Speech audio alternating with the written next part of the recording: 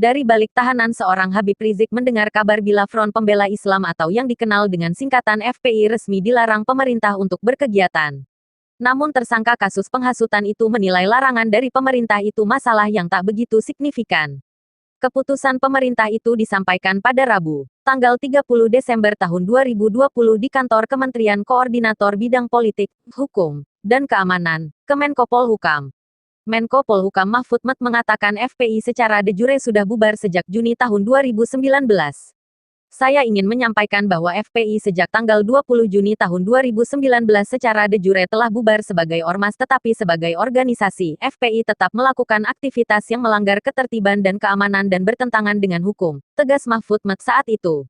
Mahfud didampingi sejumlah pejabat, di antaranya Mendagri Tito Karnavian, Kepala BIN Budi Gunawan, Kepala Staf Kepresidenan Muldoko, Menkumham Yasona Laoli, Menkominfo Johnny G. Plate, Kepala PPATK Dian Ediana Rae, Kepala BNPT Komjen Boy Rafli Amar, Kapolri Jenderal Idam Aziz, hingga Panglima TNI Marsikal Hadi Cahyanto.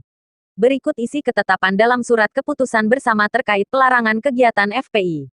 Menetapkan keputusan bersama Menteri Dalam Negeri Republik Indonesia, Menteri Hukum dan HAM Republik Indonesia, Menteri Komunikasi dan Informatika Republik Indonesia, Jaksa Agung Republik Indonesia, Kepala Kepolisian Negara Republik Indonesia, Kepala Badan Nasional Penanggulangan Terorisme tentang larangan kegiatan penggunaan simbol dan atribut serta penghentian kegiatan Front Pembela Islam.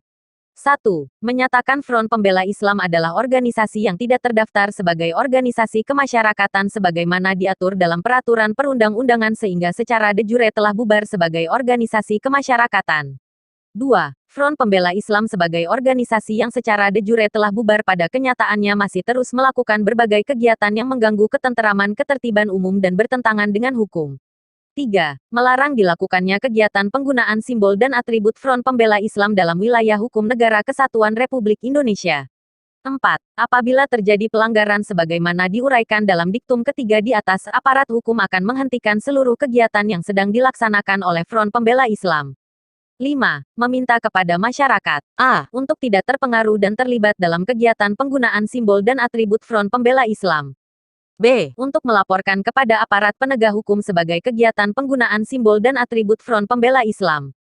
6. Kementerian, lembaga yang menandatangani surat keputusan bersama ini agar melakukan koordinasi dan mengambil langkah-langkah penegakan hukum sesuai dengan ketentuan perundang-undangan. 7. Keputusan bersama ini mulai berlaku pada tanggal ditetapkan. Ditetapkan di Jakarta pada tanggal 30 Desember tahun 2020. Setelahnya aparat keamanan melucuti berbagai simbol-simbol FPI di Petamburan, Jakarta Pusat. Segala bentuk kegiatan yang mengatasnamakan FPI dilarang. Lantas apa kata Habib Rizik? Merespons keputusan pemerintah, pentolan FPI seperti Munarman DKK mendeklarasikan Front Persatuan Islam. Kuasa hukum Front Persatuan Islam, Aziz Yanuar, menyebutkan bila Habib Rizik telah mengetahui kabar tentang dilarangnya FPI untuk berkegiatan.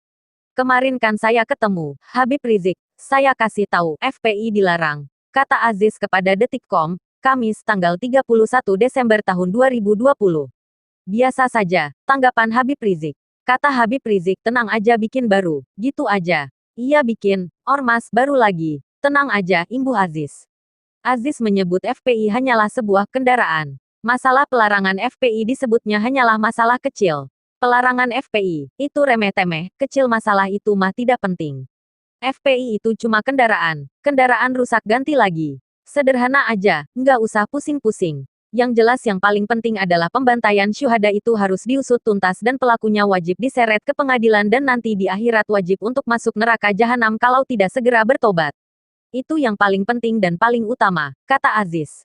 Kalau ucapan beliau, Habib Rizik, dan saya serta kami dari pengurus FPI, dan kuasa hukum juga ya, hari ini dibubarkan, besok buat lagi. Dibubarkan, buat lagi. Gitu aja terus, lanjut dia. Di sisi lain Aziz juga mengatakan Front Persatuan Islam tidak akan didaftarkan sebagai organisasi kemasyarakatan atau ormas ke pemerintah. Kenapa? Nggak usah mendaftarkan diri, buang-buang energi, kata Aziz. Aziz menjelaskan ormas yang tidak memiliki surat keterangan terdaftar SKT, bukanlah ormas ilegal dan tak bisa dinyatakan terlarang.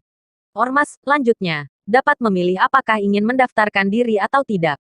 Hal ini, kata dia, sesuai putusan MK nomor 82, 2013 halaman 125.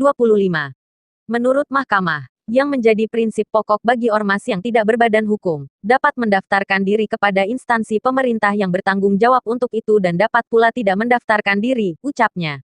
Aziz menyebut ormas yang mendaftarkan diri agar memiliki SKT harus diakui keberadaannya dan bisa melakukan kegiatan di skala daerah atau nasional. Sedangkan untuk ormas yang tidak mendaftarkan diri, sambungnya, tidak mendapatkan pelayanan dari pemerintah. Ketika suatu ormas yang tidak berbadan hukum telah mendaftarkan diri haruslah diakui keberadaannya sebagai ormas yang dapat melakukan kegiatan organisasi dalam lingkup daerah maupun nasional. Suatu ormas dapat mendaftarkan diri di setiap tingkat instansi pemerintah yang berwenang untuk itu, kata Aziz. Sebaliknya berdasarkan prinsip kebebasan berkumpul dan berserikat, suatu ormas yang tidak mendaftarkan diri pada instansi pemerintah yang berwenang tidak mendapat pelayanan dari pemerintah, negara. Jadi hentikan pembodohan izin-izin terkait ormas, imbuh Aziz.